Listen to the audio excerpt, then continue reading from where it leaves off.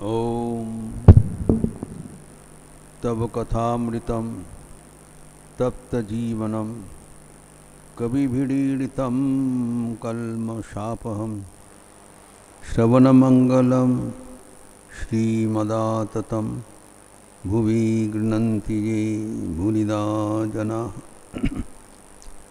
Let us resume our discussion on Sri Ramakrishna's spiritual discourses, which he held at Shampookur House in North Kolkata on 18th October 1885. This appears in the third part of the original Bengali presentation, 20th section and 4th chapter. This is Sri Ramakrishna Kathamrita 324,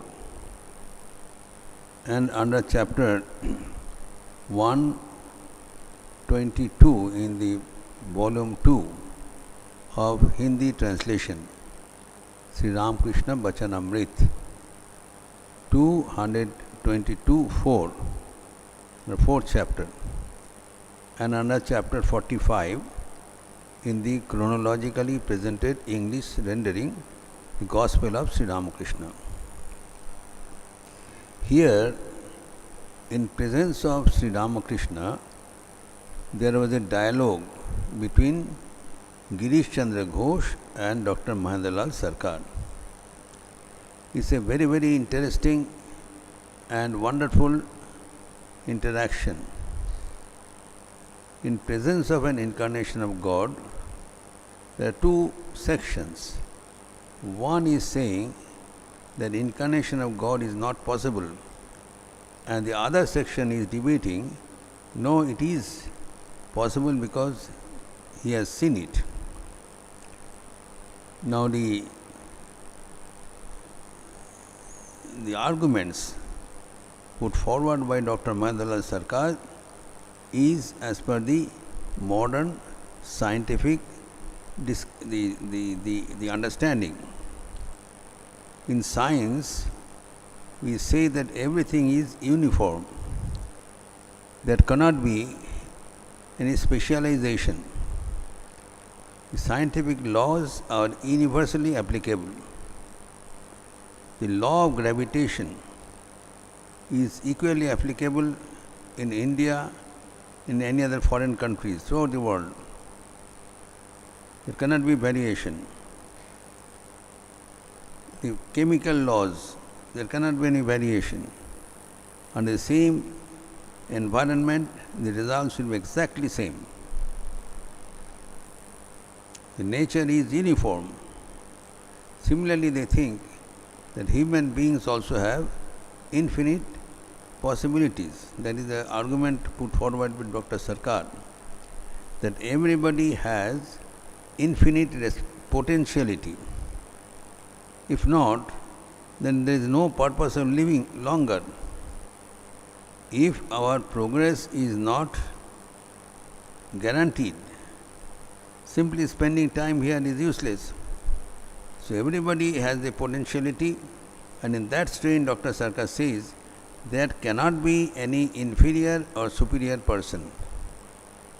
That is the conjecture he makes. Nobody is superior, everybody has a chance to become superior. There cannot be any category. Whereas the devotees say, no, the God and the human beings are separate. No human being, whatever way they may try, can never become God. This is the logic of the devotees. Whereas the scientific minded people, they say it is not possible. There cannot be any specialty privilege for God. Now, this is belief. Now, the interesting thing is that Sri Ramakrishna is seated in between and he is enjoying the conversation. So here Dr. Sarkar's opinion God created man and ordained that every soul should make infinite progress. It is true. Each soul is potentially divine and every soul is capable of making infinite progress. He would not believe that one man was greater than another. Here is the point. Dr. Sarkar believes that everyone has equal opportunity, equal possibility.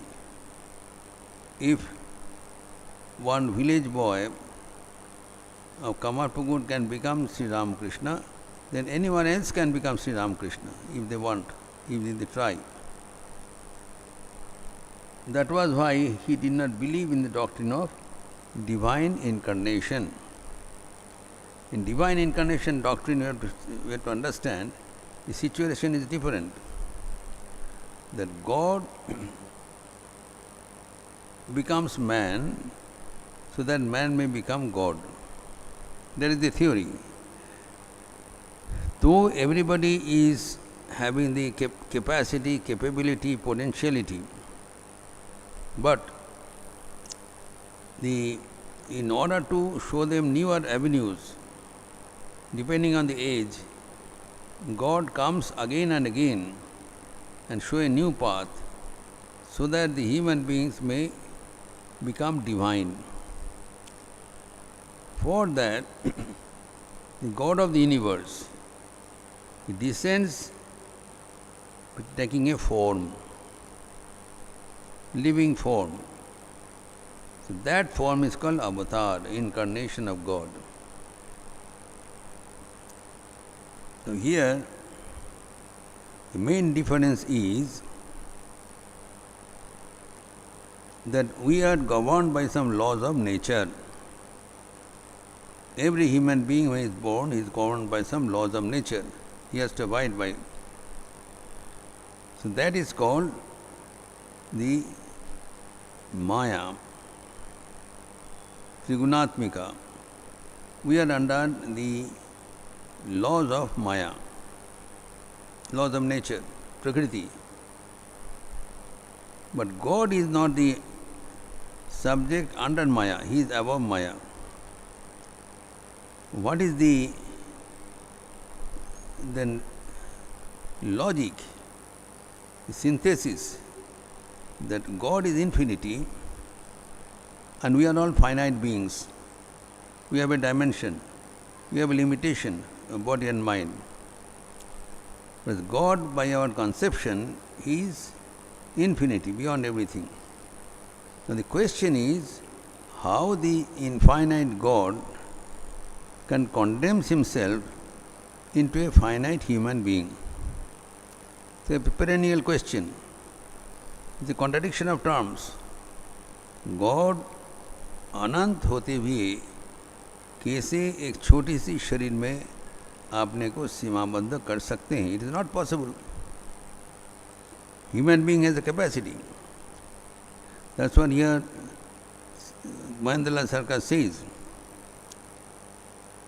that avatar, when it takes a human form, is subjected to human laws. He has to go to toilet. He has to do other things like a human being. Then how can we pay respect to such a person who is just like us? How is he different? He is behaving just like you and me. Then why should I pay additional respect to him? If I want, I can become to that level. That is his understanding. But in reality, we have to understand that though God appears as a human being, but He is not human.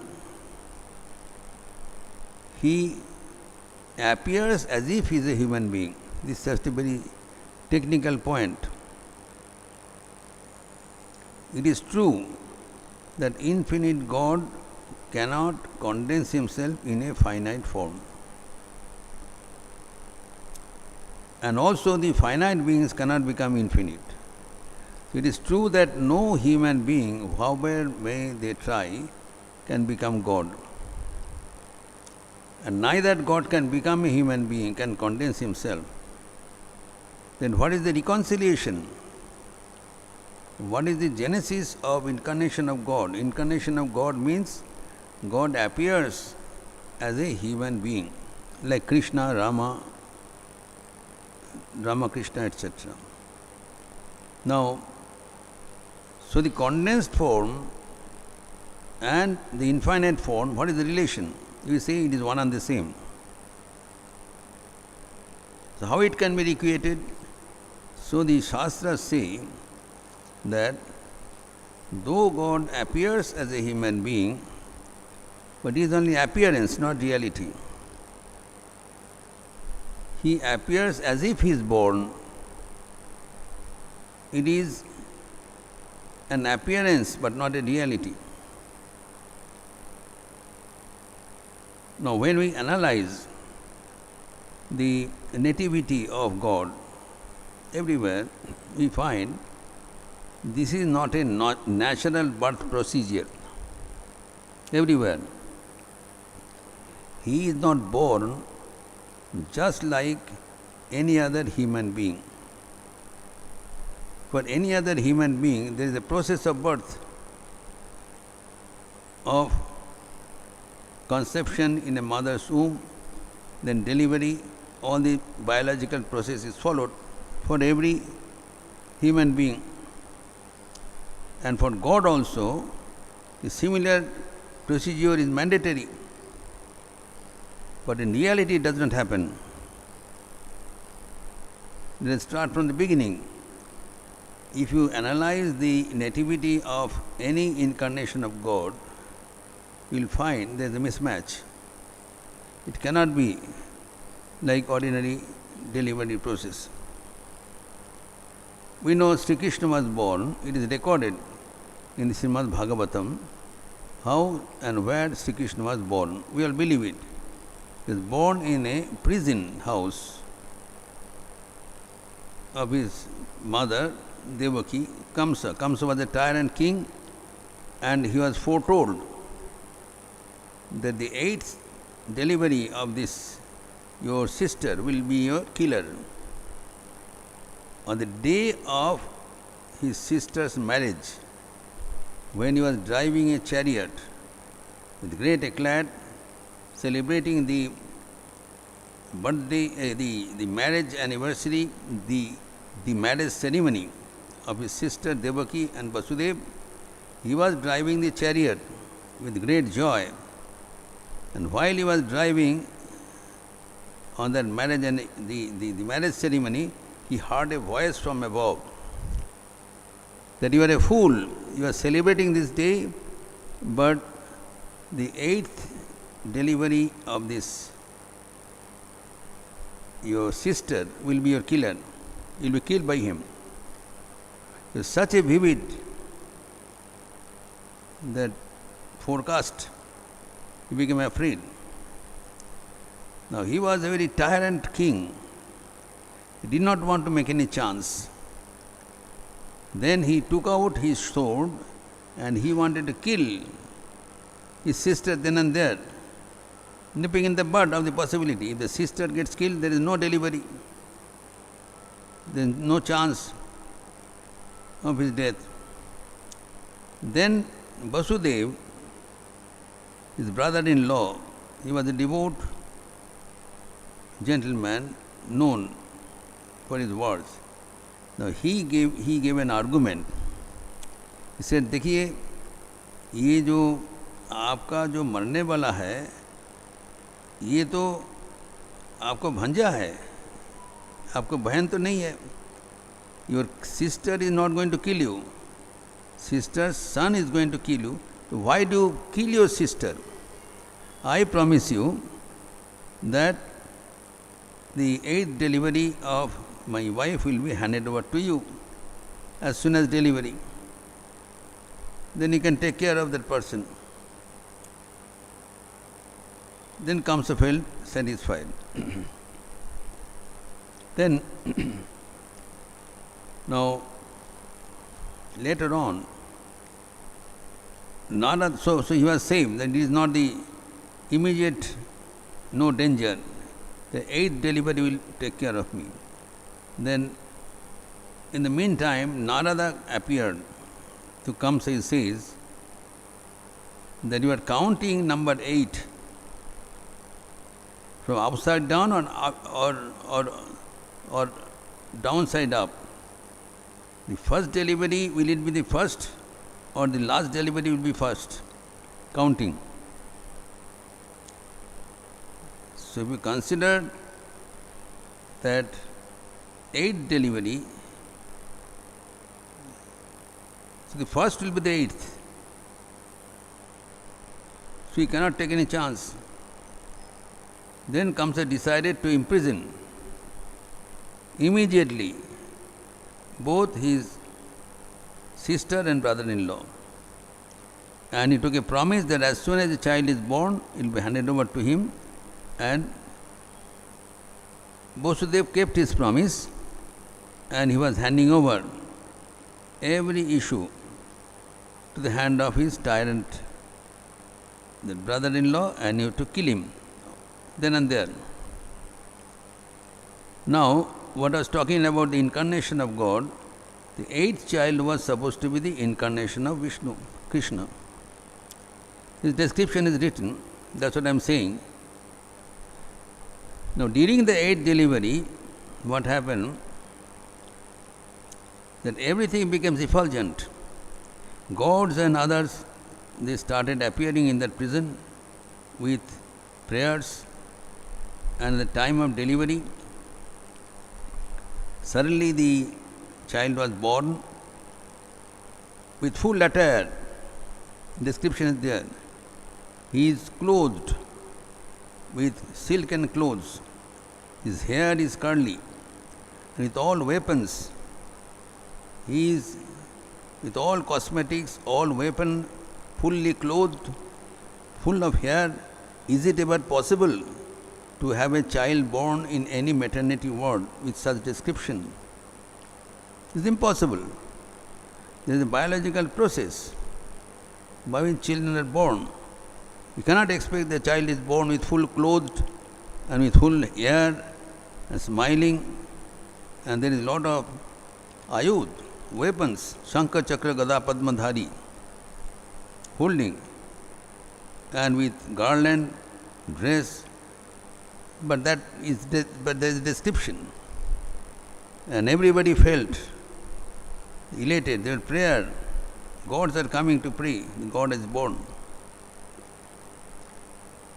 Similar thing happened in the birth of Ramachandra. When Ramachandra was born, he never wept. In the normal delivery process, as soon as the child is born, it weeps. There is no weeping, Ramchandra. He came, and then every gods and goddesses came and prayed that Bhagavan has come, Bhagavan has born. And so his devout parents, his mother, Kaushalya, she is praying that God has come as her son. Now then what happened, as it has been described, that his mother, Ramchandra's mother, Kaushalya, said to Ramchandra,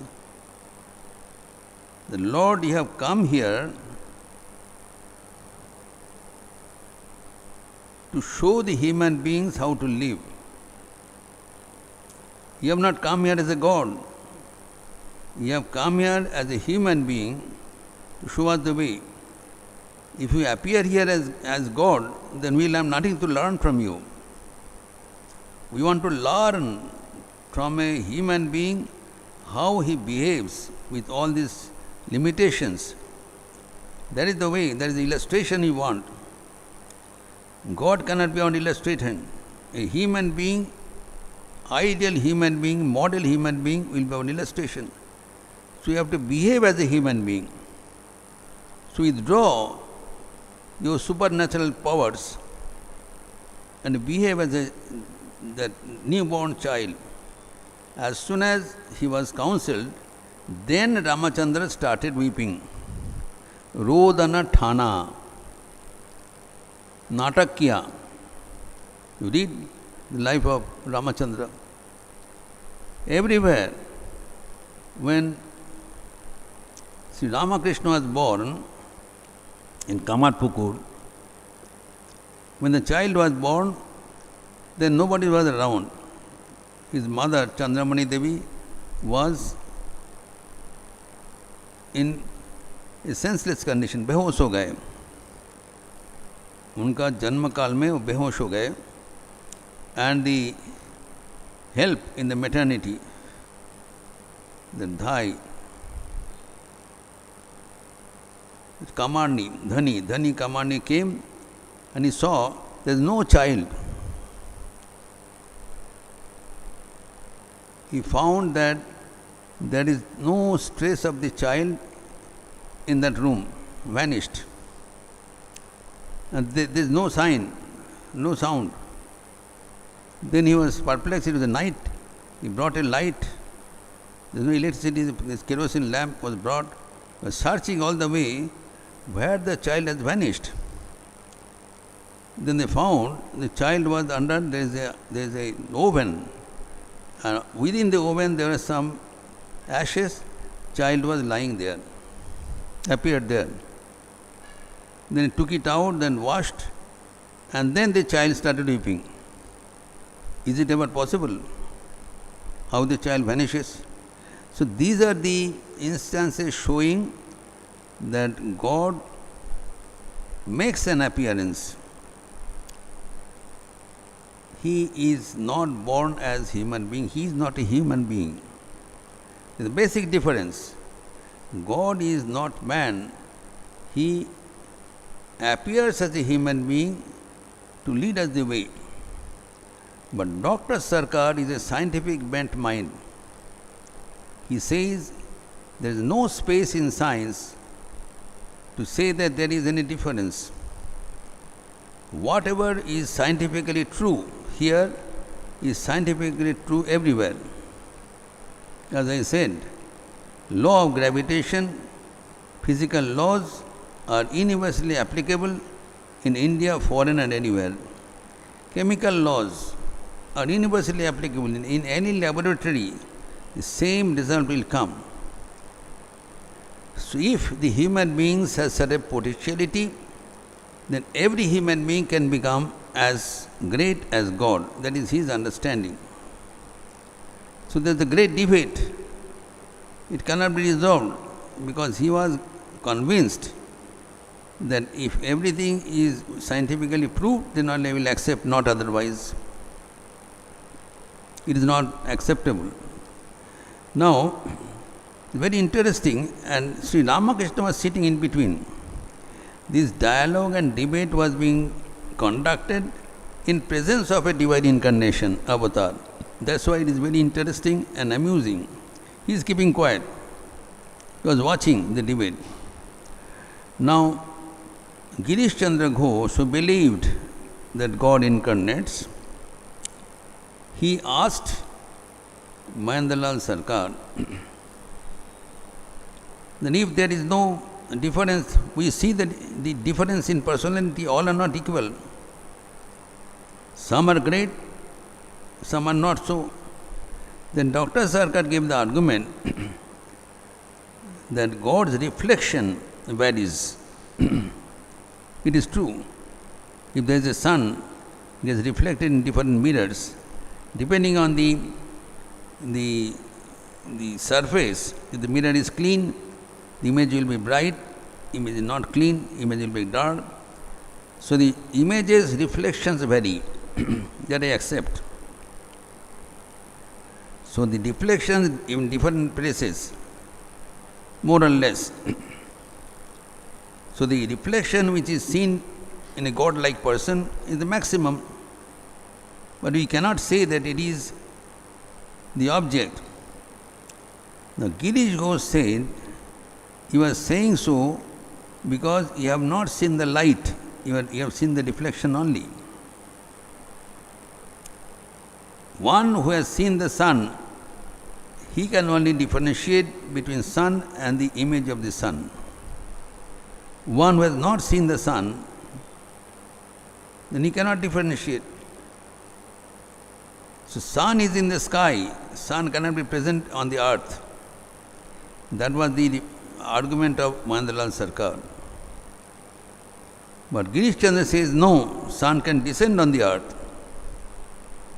So Girish Chandra argued that you have not seen the sun, you have not seen the light, you have only seen the reflection. Now Dr. Sarkar says, you too have not seen the light. How have you seen? Now Girish Chandra says, no, I have seen the light.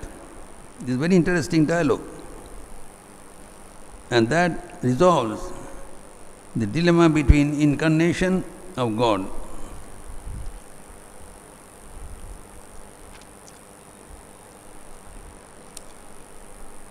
Dr. Sarkar says, incarnation, what is that? To cower before a man who excretes filth. A human being who goes to toilet, can he become a god? It is absurd. But if we speak of a man as a reflection of God's light, yes, I admit. He reflects the God's light. But otherwise, he is a human being, not God. Girish says, but you have not seen God's light. You have not seen God. Dr. Sarkar says, you too have not seen anything but a reflection. But here Girish says, no, I see it. I see the light. I shall prove that Sri Krishna is an incarnation of God, or I shall cut out my tongue. That is the conviction of Girish Chandra Ghosh. A similar debate arose between Narendra, Swami Vivekananda, and Girish Chandra Ghosh. It was a great debate, and Sri Ramakrishna was enjoying the debate. Narendra also said the same argument, that God is infinite. He and his human representation cannot be same. Infinite and finite cannot be equal. Then Narendra asked, what is the proof that God is there? What is the proof? Girish Chandra says, Naren, I have seen him. That is the greatest proof. Narendra kept quiet. He had to accept. When we debate that whether there is a sun or not, if you see the sun, that is your proof. Their proofs are of various dimensions. Praman. One Praman is Shastra Praman. Proof that it is in the scriptures. When you see something and there are these supporting in the scriptures, in the background, in literature, then you accept it. Shastra Praman. Shruti Praman. When you say scientific law, then there are books and the realizations and the inventions of the previous scientists, it is recorded. So the scientific record, scriptural record, is one proof. Another proof is by Anuman, by seeing, by science. When there is a creation, then inferred, we have not seen, that there must be a creator. So the highest proof is the direct realization when you see.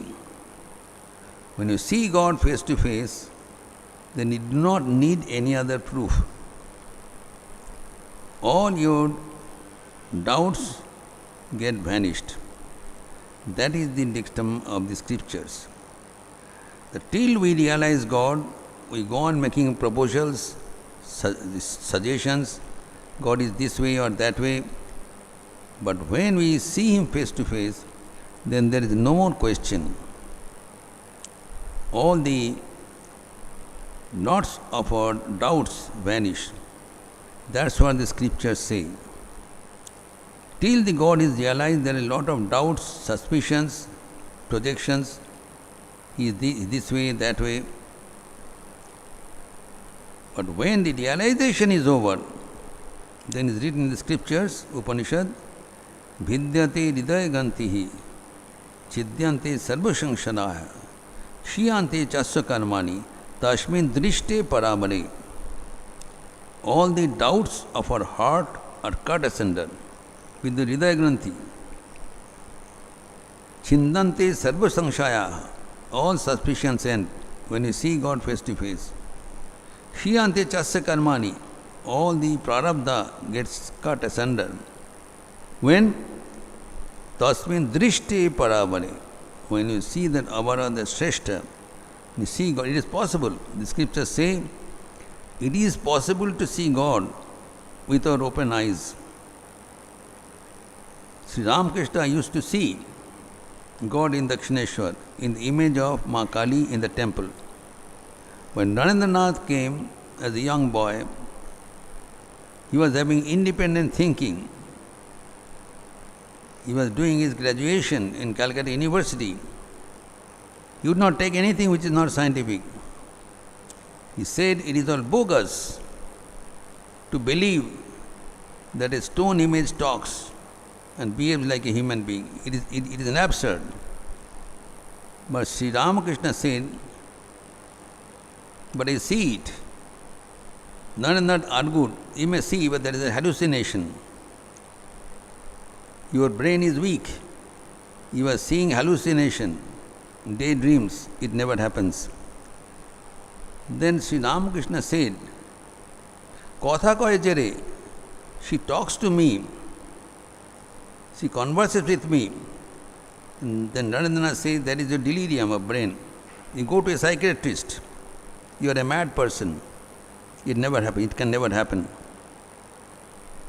You would not believe, because it cannot be proved by scriptural laws that infinite God can become a finite image. Two cannot be equal. He must be a mad person. This argument went on. And finally, one day, we know the story, then Sri Ramakrishna said, he was in a great fix. Then he said, Narendra said that I am in a great financial crisis. His father died and the situation, financial crisis was there. He had hardly anything to sustain himself. He could not, he was starving. He could not eat. He went on searching for job. Everything was closed. And his Rishtadar, they fought a case, put a case in the court, driving them out of the legitimate, belonging to their house, own house. He had some little brothers and sisters, they were all starving. He could not bear this. He came to Sri Ramakrishna and said, please help me. You tell your mother seems to be very benign. You tell your mother to help me. And Sri Ramakrishna says, why should I say? You go and tell her. Then he said, I do not believe her. She is a stone, but that is the difficulty. You go and pray, and she will grant the boon. हो जाएगा, हाँ जरूर होगा, जाओ, भेज दिया. He would not believe. As Sri Ramakrishna said, he just obeyed. As soon as he entered the temple, he saw a living, benign, the female form is sitting there. जीता जागता, उनका personality, the beauty, everything was flooded. He was overwhelmed. He could not see any image. He saw the divine, that form of the Divine Mother, benign, asking, what do you want? Narendra was so much overwhelmed, he could not say anything. He fell flat, overwhelmed. Such a wonderful beauty and grandeur, he could not speak. He said, please grant me devotion, please grant me knowledge, please grant me illumination. I don't want anything from you. He came back. Then Sri Ramakrishna asked, what has happened? What did you see? But yes, I believe now that God is present in human form. I believe it is possible. I have seen. I cannot deny. See, here is the proof. The matter what we went on arguing got dissolved when we had direct realization. Tasmin drishti paravare. All of us will have to believe in the existence of God when we see God face to face. And the day is awaited for every one of us. All are destined to see God sooner or later. It depends, the choice is ours, how soon we want. You want now or later? Choice is yours. But everybody is capable of seeing God. Sri Ramakrishna says, the goal of human being is to see God. He can have now or later, depends on you. So Narendra, when he saw, he was overwhelmed and he believed. But his purpose was not solved.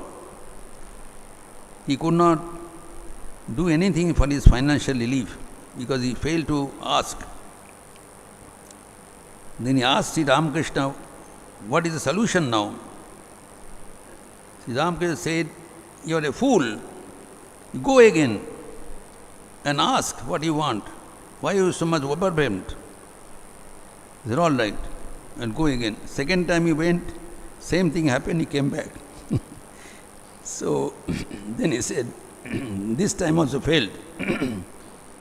So now Sri Ramakrishna says, no, there will be only third chance, not more.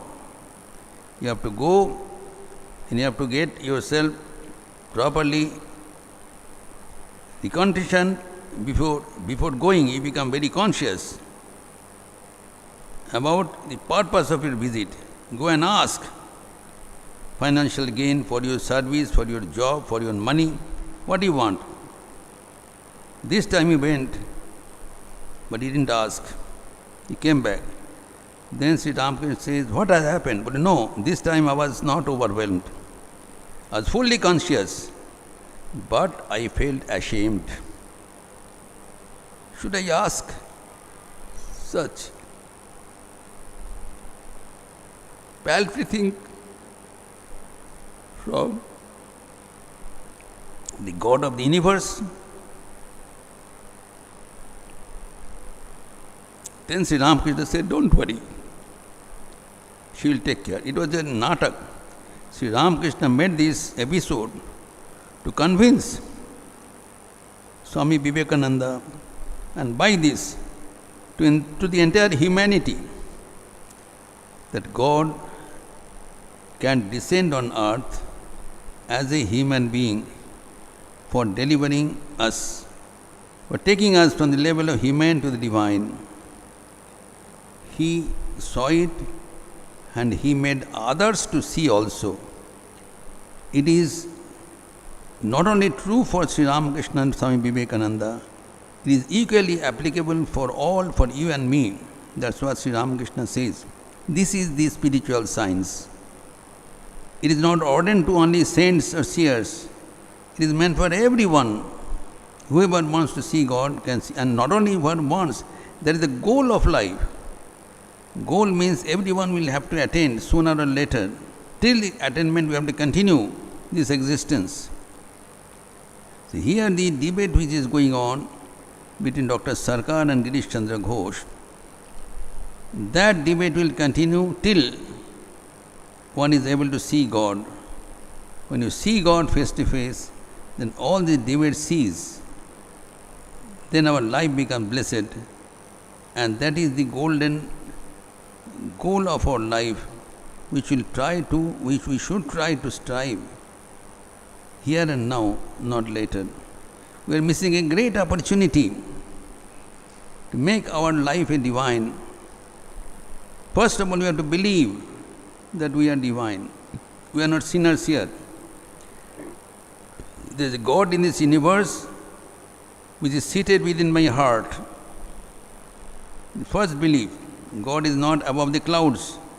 He is seated within my heart. He is not a sleeping God. He is very, very active and making us active. It is His will, His direction which is being followed in our life. We are all divine. First proposition. Second, the goal of our life is to see the divine which is within us, which is invisible at the moment, but you can feel. We are living and working by His will. Our goal is to see Him face to face as I see you and me. Sri Ramakrishna says, the first reply when he said to Swami Vivekananda, Swami Vivekananda heard from his teacher in Scottish Church College. When he asked that whether God can be felt, then he said, when a teaching the stories of Milton, he said the poet used to go to a trance. Trance is not a senseless position, trance is a position when you interact with the divine. Narendra asked, is it ever possible? He said, yes. You can go to Dakshineshwar and ask. So went to Devendranath Tagore, father of Devendranath, and asked point blank, have you seen God? Devendranath said, he evaded the question. He said, no, you will be able to see God. You have large eyes, you will be able to see. He said, I am not asking that question. Have you seen Him? Devendranath didn't reply. Went on asking the same question to many people. Nobody replied. When he finally came to Sri Ramakrishna and asked, have you seen God? He says, yes. I have seen. He said three things. Yes, I have seen God. Secondly, I see Him more direct than I see you. It's not hazy or imagination or a dream. I see Him more directly than I see you. Second point. Third point, I can show Him to you. All his questions got silenced. And he showed, as I said, he showed God before him, giving a stamp that God can be seen by everyone. So with that wonderful episode, we should never forget, and this debate is futile, that God is not possible to see. This will be resolved after our individual realization. We'll continue further in our next Sunday class. Niranjanam nityam anantarupam bhaktanukampādhita vigraham vai īśāvataram parameshamidyam tam Ramakrishnam shirasa namāma. Om Shanti Shanti Shanti. Harihi Om Tat Sat. Shri Ramakrishnaarpanamastu.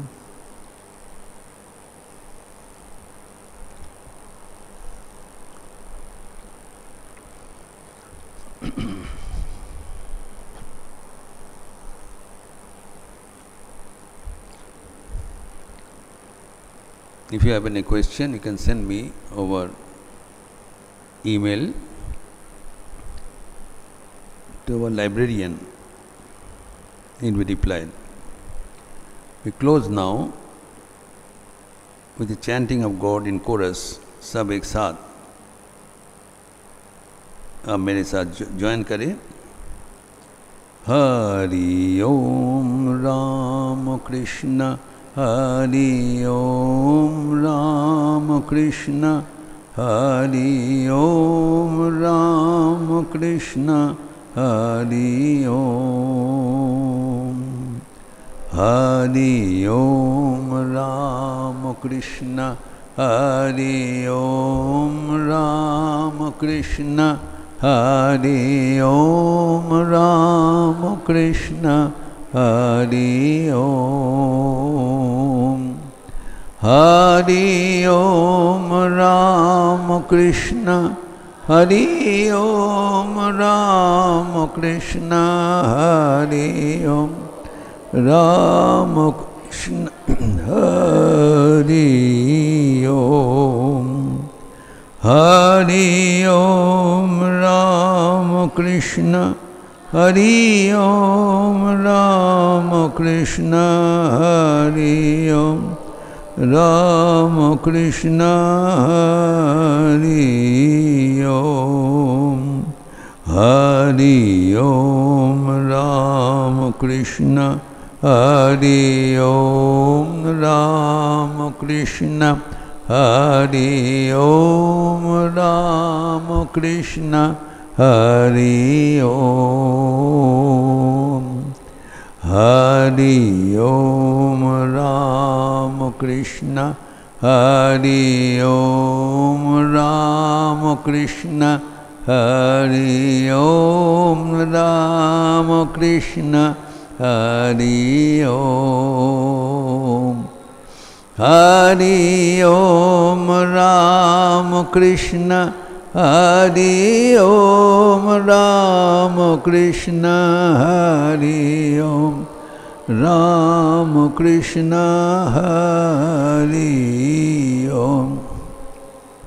Hari Om Ramakrishna Hari Om. Ramakrishna Hari Om. Ramakrishna Hari Om. Hari Om Ramakrishna Hari Om. Ramakrishna Hari Om. Ramakrishna Hari Om. Hari Om Ramakrishna Hari Om. Ramakrishna Hari Om. Ramakrishna Hari Om.